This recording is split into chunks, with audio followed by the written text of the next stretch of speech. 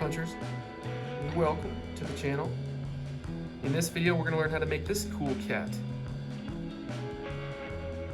This is a Keeze Bat from the Zelda video game, I'm told, and my kids think it's pretty sweet. I think it's kind of silly. Don't tell my kids I said that. Anyways, we're going to go through this Zbrush modeling process. We're going to make this model. We're going to optimize it for a 3D printer, scale it, and then send it off to print. So if that interests you, please like, comment, and subscribe. Give me some feedback. This is my very first tutorial series. So I'm excited to get to it, and I'll see you in the next video. Here we are, we're in Zbrush. It looks really scary, right? Because there's just a bunch of things just in your face, right away. Just right away. We got the project tab that opens up by default.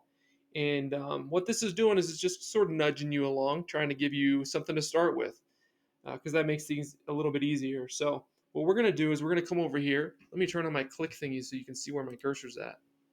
Okay, that's on. So I'm going to click on the Dynamesh sphere, this gray one right here. Double click on that guy, and it's going to load this up and already makes a 3D scene. And you're probably wondering how I'm doing this fancy stuff right here, like rotating around. And the way that you do that is you just right click anywhere on the screen, and it's gonna sort of isolate the view wherever your cursor's at on your mesh. That's gonna be the focal point for your camera. Okay, so we can rotate out here, we can rotate over here. That's pretty cool. Very, very important when you're modeling to just be rotating constantly, because I think in the 3D space we have this inclination to kind of just hang tight and just camp out in this perspective. And then when you rotate over here, that nose doesn't look like a nose anymore, you know? But when you're working with like actual clay, it's totally different. You can very easily sort of shift your weight and move around the object and look at it from different angles. Anyway, that's my rant on rotating. So right click to rotate. And then let's say it goes over here, you know, it's kind of over here off center, and I want to be able to pan my focal point over. I'm going to hold Alt plus right click and hold right click and just drag around, and that's pan. So again, right click, rotate, Alt right click plus right click, pans. Okay, and this next one is a little bit tricky. So we're pushed in pretty close right now. We want to be able to frame up our object and work scooted back a little bit, zoom around, if you will.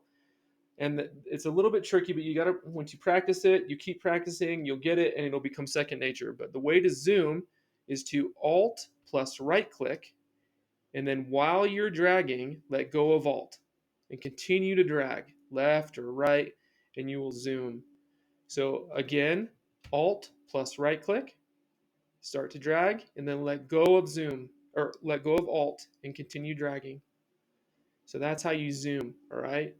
So again, to recap, right click, rotates, Alt plus right click, pans, and then to zoom, Alt plus right click, begin to drag, and then let go of Alt and continue dragging up or down or left and right, and that will zoom. So just practice this for a good 5-10 minutes.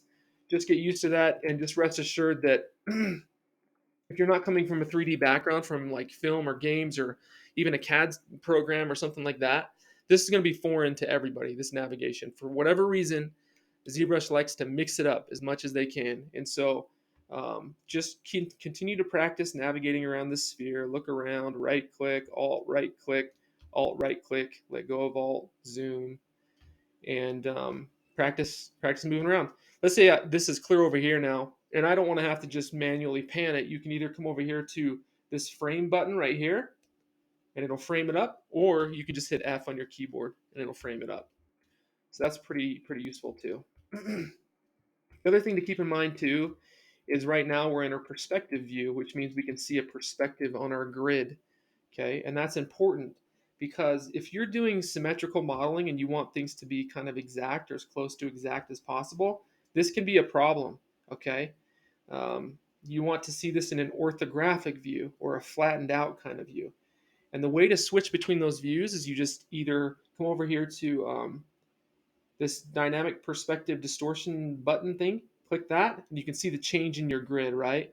So we're going from perspective to an orthographic view. And what that means is if I shift plus right click and start dragging, will snap you to a certain view. And so now I'm in a perfect profile view.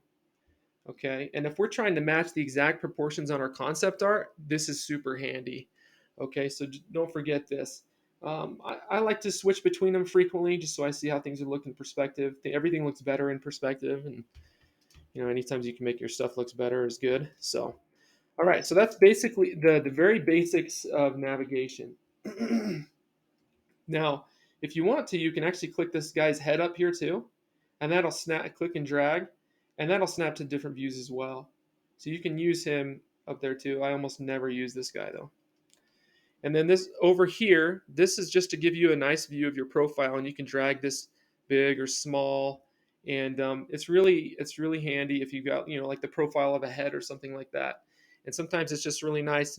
Instead of stepping it back from your monitor, you can just use this view over here. I didn't like it at first. I thought it was kind of intrusive, but as time's gone on, I find that I use it more and more. So okay, that's basics of navigation.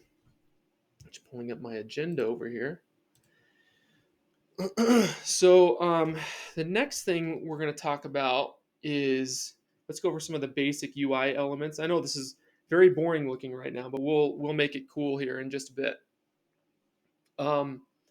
So let's start with brushes. We'll start with brushes because then we can I can show you how the UI affects your undos and whatnot. So if you just left click on this sphere and start dragging, it'll start to pop out this detail here. So just all around. And by the way, I'm using a Cintiq with a stylus. I think that's the only way to sculpt. You can do it with a mouse, but I think that's kind of lame. It just doesn't feel right. So we're just doing whatever's clever over here. And if I want to smooth these details out, if I want to smooth them out, I can hold Shift, and my cursor will change to a blue, and that's using a secondary brush. So you can actually set a secondary brush. You can make this whatever you want, but for right now, you can see over here, it's a smooth brush. And if I left click while holding Shift, it'll smooth out my details. So this is a super common workflow. Push the details a little bit further to the point where they almost look kind of weird, and then smooth those details back, okay? And let's say I want to undo. Your classic Control Z works as undo. Control Z, Z, Z, Z, Z. So you can do that, but you'll also notice that up here at the very top, there's this orange bar. And you can click and drag that all the way through. I personally don't like this thing very much. I find that when I'm clicking along or I'm trying to adjust a brush size or whatever, sometimes I'll accidentally inadvertently click this thing and I won't even realize it, and before I know it, what's happened here, So I don't really like this thing, but you can use it if you prefer. But I just like Control Z. And anyway, so that's how you undo your work. Okay, you can continue to practice navigating. So fun.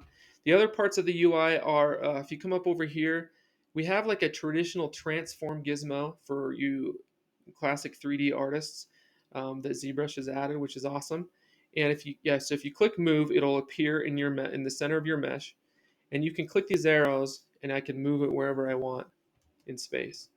And if you click the squares, it will scale in that axis. So yellow does all of them in the middle, and then the outer arrows will move, and then these outer circles are the rotations, which are hard to see because it's a sphere. Excuse me. And this gizmo is pretty rad because I mean, if it gets off like out of place, like let's say it's over here for whatever reason, okay, and you want it to be centered, you can click on this little guy right here, go to unmask center, and it'll be centered. But still, because I had symmetry on it, it's centered to that side. So click it again, and it'll center to the middle. But our pivot has been rotated off, and I don't like that. So I could click reset mesh orientation. Okay, but the thing with that is that's actually moved my geometry, right? So I'll do this real quick to show you better. So if I click it right now, see how it's rotated it up? I don't like that. So I'm going to click on this lock icon. It's going to unlock my pivot, and then I click that, and it'll fix my pivot. All right, so it's the equivalent of like freezing transformations for all you Maya people out there. All right, so Okay, cool. So that's our basic transform gizmo. So these arrows out here will move wherever, or you can move on a certain axis. You can scale on a certain axis, or you can rotate wherever you want. So that's this over here. Next, if we hit Q on the keyboard, it'll switch us back to our brush mode, okay? But if you hit W on your keyboard, it switches you to the move brush, okay? And W, E, and then R go through move, scale, rotate. So back to Q, we're in brush mode. So we can brush, we can sculpt on our mesh. And you'll notice that it activates these sliders up here, right? Specifically the Z add. So Z add is that's saying that's going to pop out the details, okay? And if we click on Z sub, magic, it goes in, right? And the other way you can do that just without having to click the buttons is you can just hold Control, or sorry, not Control, Alt. Am I thinking? So Alt will pop those out if Z sub is the default. If Z add is the default, Alt goes in.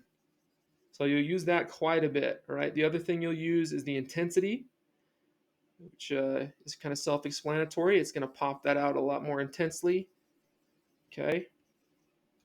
And you can drag that down. And if you want that to be available to you wherever your cursor's at, you can just come down here into your viewport and hit S. Or sorry, that's your draw size. So this is your draw size over here. And you can pop that guy out. Oh. Okay. All right. So it's the draw size. And then you can adjust the shift, the focal shift too of the brush. So it's going to be, you know, if I scale this up, it's still going to be like pointier, smaller. And if I come out like this, it'll be like the whole brush size. Should be anyway. Doesn't seem to be wanting to do it. Anyway, okay. All right, so that's the very basics of sort of the menu up top. You're going to use a lot of that stuff. And then let's dive into the brushes for now. So if you come over here to the brush deal and left click it, it's going to bring up all these brushes. And this seems super daunting and scary and terrifying because there's so many brushes. But just rest assured, you're going to use like 5 of these. You know, I mean, you will sporadically use a lot of them, but generally speaking, you're going to use 4 or 5 of these brushes, right? And so the ones I like to use are like the standard brush, which is the default brush that we're on right now. And then, you know, I'll use like Move Topological a lot. I'll use the Move brush a lot. H Polish slash, there's my all-time favorite, which is the Damien Standard brush. If you click on that guy, and that just like, that thing carves, you know. It's like a snowboarder in Park City, Utah during the wintertime. They're carving. So sweet. Yeah, you will use that a lot for fine detail work. Love this brush. Okay. And then again, if we want to smooth it out, we just what? We hold shift, right? Okay. Cool. Okay, so those are the brushes. And as you start clicking through these brushes, it'll start to pop up here in this top bar. Those are brushes that you've used for this ZBrush session, okay? So I'm going to click on these just for kicks. Trim dynamic. And if you'd like, you can use these as reference as the ones that I like to use. You can just start with these.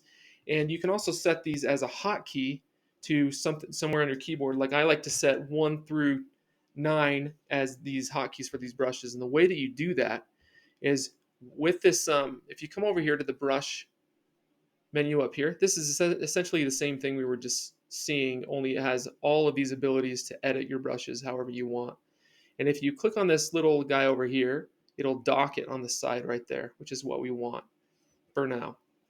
And if I want to make these a different hotkey, I just come up here and I hold Control plus Alt and then left click on one of those, and we see that this little thing pops up there that says press any key combination to assign a hotkey. So in that case, I would press 1 after clicking that, okay? And then that would set it to that brush. So the number 1 on your keyboard, Control Alt Standard 1, Control Alt 3 Move, Control Alt 4 Trim Dynamic. So I have those all set 1 through 0 on my keyboard for my hotkeys, just so you know. If you want to close this out, click this guy on the top right, and it'll go away. And you can click these two little arrows right here, and that'll go away. Okay, so now for the fun part. Let's actually make something with this knowledge that we've gained, okay? And I'm going to make a Keeze Bat, which I'm told is something on a game called Zelda, I think. I think is what that game's called. Personally, I think they're kind of dumb looking, but I did draw a picture of them because my kids just love it so much. And I'm going to share this now. I feel like it's just less expensive, less costly overall to just doodle and sketch and get the proportions where you like that, like at least the large forms blocked out. And I will add this as a in the link in the description below. So if you want to just grab this concept, you can model this exact thing with me. So this is what we're going to model. It's basically a sphere with wings and some fangs. So it's a really good starter model to start out with. And yeah, I think cyclopses are lame. I'm sorry that I just like alienated an entire demographic of cyclopses that are watching this video. But if you have an eye in the middle of your head, I think you look kind of lame. I'm really sorry if that hurts your feelers, but that's just what I believe. So we're gonna jump back into ZBrush now, and we're gonna model this thing. Oh, where did my image go? Bummer, dude. I want to be able to see that, right? Well, the nice thing about ZBrush is you have this cool see-through slider up here, okay? And if I slide that over, ZBrush is still the active window, but I can see behind it, which is pretty neat. So remember, I can Alt left click and let go of Alt and zoom in. Line this ball up a little bit better with my Keeze Bat, okay? And now that I got it right there, this is a perfect place to be able to freeze our camera so that when we move and navigate around, we can snap back to this and make sure that we're keeping our proportions right, okay? So again, you can drag this slider all the way over, but that's kind of lame. I like to keep it in the middle. But for now, we're going to just come all the way over here to opaque. And then I'm going to go over to up to document, down to Z-lamp properties. And then I'm going to hit like any one of these buttons, it'll save. So we'll just do custom 2, right?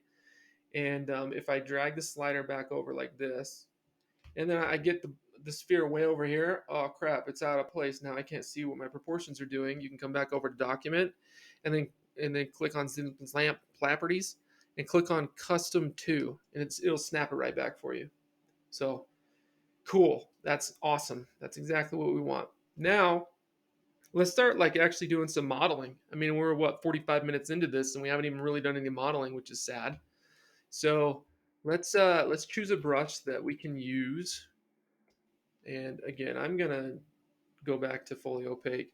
My ideal scenario is just to have your concept up on another monitor, because I prefer that workflow. But for this tutorial, we'll keep doing this. So I'm gonna go like this, and I'm gonna go and pull out that ear or whatever this silly thing is. My kids can probably tell me. Oops, I made a mistake though. I'm only doing this on the one side, and that's lame. So we want symmetrical modeling on. So in order to do that, you can hit X. Ooh, I was in the wrong axis, everybody. So that's the other thing, is always make sure that you're sculpting like positive Z, okay? So you have this little blue arrow right here on your grid. That's your positive Z axis. It's essentially pointing to what direction you should be facing camera, okay? So I want that blue to be pointing towards me as much as possible, okay? And now if I have X turned on, it looks like my symmetry is off because I've moved my sphere. So I'm going to come back over here and undo that. You see how I moved it to the side? Okay, so let's just undo everything all the way back to the beginning, okay? And now if you turn on X with symmetry, you'll see that it's in roughly the right place it should be. But the thing that we broke right now is, this is what good old the legend Bob Ross calls a happy accident, right? We needed to do this to be able to learn that we need to sculpt along the right axis. Otherwise, that could hose our animators and modelers down the line. So We'll come back over here to document. And now we're going to just clear our views because we don't need that one anymore because that's broke. It's the wrong axis. So clear that view and then click clear view. Okay. And make sure that we're lined up again. And then we're going to go back to document and then just hit custom one again. And now that's our snapped to view, right? So we can just come back to that. Perfect. Okay. So now we got symmetry on. Let's pull out that ear. Cool. And then let's pull up the. I don't want it to be like a perfect sphere. That's always kind of lame. So I'm gonna again my draw size, hitting S with my draw size, and then just dragging that left to right to be able to get a nice large draw size so that I can make those large proportional adjustments. And then I'm gonna come over here to back to. I'm in the snake hook brush, pulling out these teeth, these grimy teeth. And he's got some weird tooth down the middle, which is just so dumb. I really should have picked a cooler thing to make. It's not going to help that algorithm. Okay, cool. So this is absolutely perfect. This is perfection. We can send this to the printer, right? Nope. Let's turn down our view to opaque. Navigate around. I'm not digging that. Look, I mean, it looks like it's been sculpted on one axis. Can you believe that? So this is what I was talking about earlier, just navigating around and ensuring that we're sculpting on multiple axes. And you'll look at this and you start to see the polygons, right? You'll see this faceting, you'll see the edge loops, and we don't really like that, okay? We want to have more resolution in our mesh to sculpt with than that. So if I hit Shift F on the keyboard, Shift plus F, as in Frank, you can see the poly frame, the wire frame. And you see that we're just like pulling down our topology, right? But I want more polys. So in order to do that, there's a few ways you can do that. You can hit Control D and then hit Shift F to turn it off and turn it back on again. And you can see that I've subdivided my mesh to give me more polygons. And that's all well and good, but I don't always want to do that. And one of the best things in toy sculpting is a tool called Dynamesh. And so I'm going to undo my subdiv. Well, let's hit Control D to subdivide. And then we'll come over here to Geometry in the Tool menu palette. And you can see that we're on 2 now because we hit Control D. But if we drag this slider down, we'll go back to our lower subdiv. Drag it back to 2. But I want to Dynamesh this, so I'm going to click on this Dynamesh drop down. And you'll see this button is the active button. Sometimes it's grayed out like that. We want it to be active, okay? And so it's at 64 resolution, which the number means nothing to us. It's just a number. It's an arbitrary number. But you don't want to be like cranking this all the way up because it's scale dependent on your model. If your model is real world scale, real big, and you crank that up, it's going to crash Zbrush. But I digress. Leave it at 64. And in order to get Dynamesh to activate, what we need to do is if it's grayed out and we click it on, we just hit no on this, then look, it gave us polygons. We don't see that stretching anymore, right? Which is super neat. But this is where we were at, right? So we had it subdivided twice. We had the stretching here. And now I want to just get a little bit more resolution. So I'm going to go up to 120. And then in order to get Dynamesh to activate in the window, all you do is Control left click drag that box. Control left click drag, let go, and voila. Look at all these cool polys we have to work with now. So the other thing that's real cool about this is even if I were to drag this out right now, let's just give this guy some horns real quick. That's not working, right? We're seeing those polygons. So now they have this thing called Sculptress Pro, which is this button up here. If we click Activate Sculptress Pro, and then we drag that out, it actually makes polygons as we pull them up and out. And some of you like topology Nazis out there will be like, oh, that topo's not riggable. Well, we don't really care about topology right now. We just want to make a cool thing that we can send to a 3D printer. That's all I'm concerned about. So this doesn't matter, right? But this is a really cool tool. If you have Sculptress Pro mode on, you can give them antlers, and you can it'll continue to generate geo, and this works with other brushes as well. So if I'm doing inflate, it'll work with that. See, it's still making polys as I'm inflating. I'm gonna undo these. It doesn't work with all the brushes, but it does work with some of them. So looks like the move brush didn't work. Standard brush works. So there's some brushes that work with it, some that don't. Anyway, so that's a little bit of a lesson on topology and giving yourself some more resolution to work with. And I'm going to actually undo, I think, these teeth because they need to be more pressed forward. I'm just going to redo this real quickly. And you know what? Don't get mad about redoing stuff. I know it's frustrating at first, but every single time you redo stuff, it looks better the second time around. Every time. You just get better at your job, and it just works. So you'll see that it threw an error too, like because I had other history, and it's like, oh, you had other history. Do you want to undo that? No, I just want to create a new roadmap, a new history. So it will ask you that. But now I've got Sculptris Pro on, and I'm snake hooking out these teeth. And yeah, those are more forward, and I like those a lot better. I'm going to turn off Sculptris Pro for now, just so I can move some stuff around. Okay. And again, I'm shift smoothing while I'm sculpting. Okay. Looks like I lost my history on those ears, so I'm going to remember control left click drag to re-Dynamesh everything, but I'm going to crank my resolution. Okay, perfect. All right, so we've got the ears and the teeth, and let's snap it back over here. Drag our thing over. I need to bring it more to a taper at the bottom. Okay. Kind of make it like a skull, which is, I guess, kind of cool.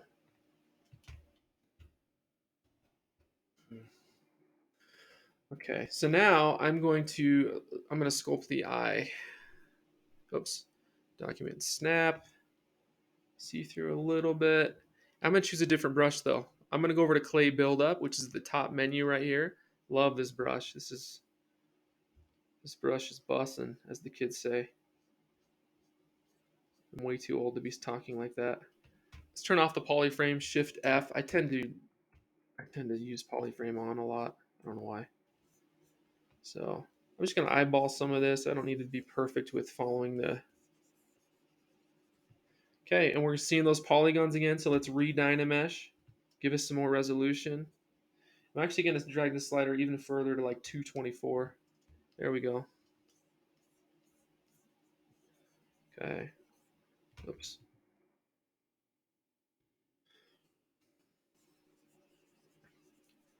So I'm using clay buildup again, and then I'm holding shift and smoothing out my details. Clay buildup is awesome because it's really forces you to push to the extremes, and then you can kind of scale back. And if I look at my concept, I see this kind of ridge that comes along right here, which I think is kind of cool. So I'm gonna actually use my Damien standard brush, which I have set to 2 on my keyboard. I'm gonna scale out my draw size, and then I'm gonna hold Alt, so it's gonna pop out, right? So I'm going to go Alt from the tip of this ear all the way over to like right there. Yeah, that's cool. Smoothing. And then another favorite brush is the H polish brush, which I have set to 5 on my keyboard. And then you can come over here and like refine these forms. Okay. So I'm going to switch to Damien standard and carve in some of these details a little bit better. Okay. I'm going to get some details in these teeth. Just the shape of this guy a little.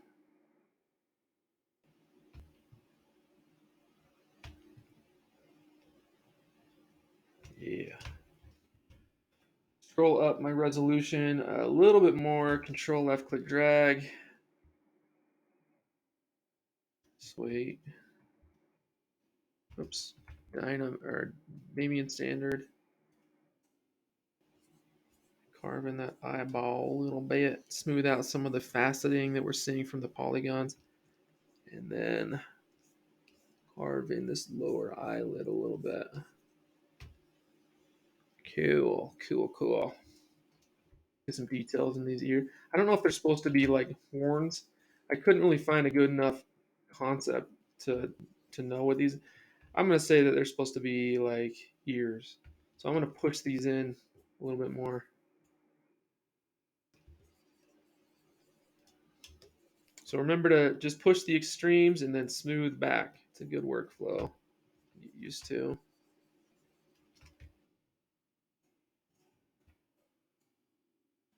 Yeah. Yeah, boy. I'm gonna use my snake hook brush, which is another one of my favorites.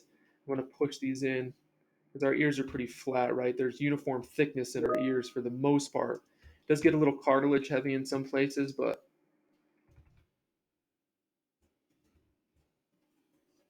just a little bit of Keeze Bat anatomy for you.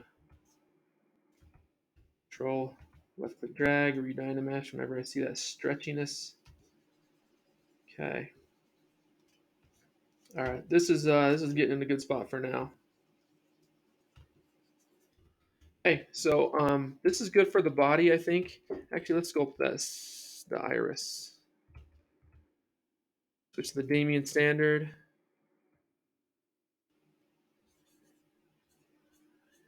Pop that guy in like that.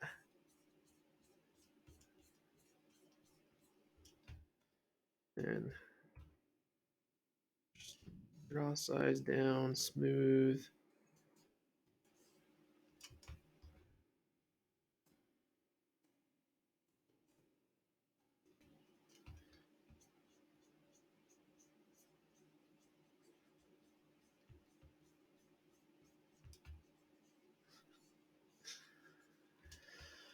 Yeah, cool. And we'll add some veins too. Let's do that. I'm going to turn off symmetry because I think veins would look lame if they were perfectly symmetrical. So again, to X to turn it on and off.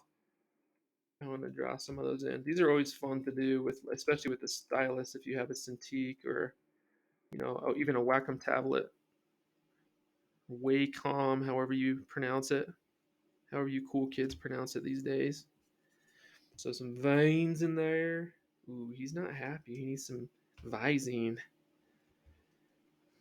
Okay, symmetry's back on. Remember, one thing I wish ZBrush would do is have a giant button that says, "Oh, your symmetry's not on." Not an error, but just a button that was a visual indication that your symmetry is not on. Because I have had that as a gotcha more times than I can count in my career. Just, oh crap! I did all this work and I needed to have symmetry on, and I didn't have it on. So there's workarounds for that, but it's just annoying. It's a nuisance. Just give us a button. All right, so all right, cool.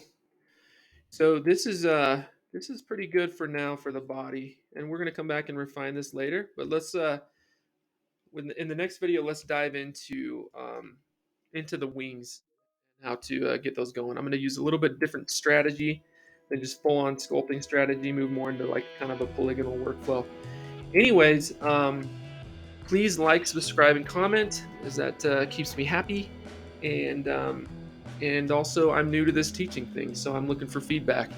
Anyway, we'll see you in the next video where we will make the wings for the Keeze Bat.